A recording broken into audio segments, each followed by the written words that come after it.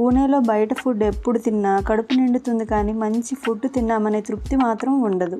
ఎందుకంటే ఇక్కడ ఫుడ్ మన తెలుగు రాష్ట్రాల్లో ఉన్నంత టేస్టీగా ఉండదు అని మాకు అనిపిస్తూ ఉంటుంది. మేబీ ఇక్కడ వాళ్ళకి కూడా మన ఫుడ్ అలాగే ఉంటుందేమో. ఈ మధ్య ఆన్లైన్లో రివ్యూస్, రేటింగ్స్ చూసి సిల్వర్ ఓక్ అనే ఈ రెస్టారెంట్కి వెళ్ళాము. ఇది మెయిన్ రోడ్ పక్కనే ఉంటుంది. పూణేలో ఉంటున్న వాళ్ళ కోసం అడ్రస్ కామెంట్స్లో పిన్ చేస్తాను. ఇక్కడ అంబియన్స్ అయితే చాలా బాగుంది. క్రౌడ్ కూడా చూశారుగా.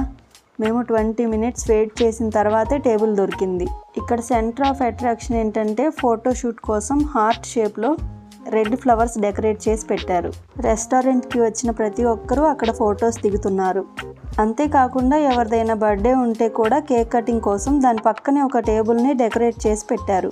కేక్ కటింగ్ చేస్తున్నప్పుడు అక్కడ స్టాఫ్కి చెప్తే బర్త్డే మ్యూజిక్ కూడా ప్లే చేస్తున్నారు.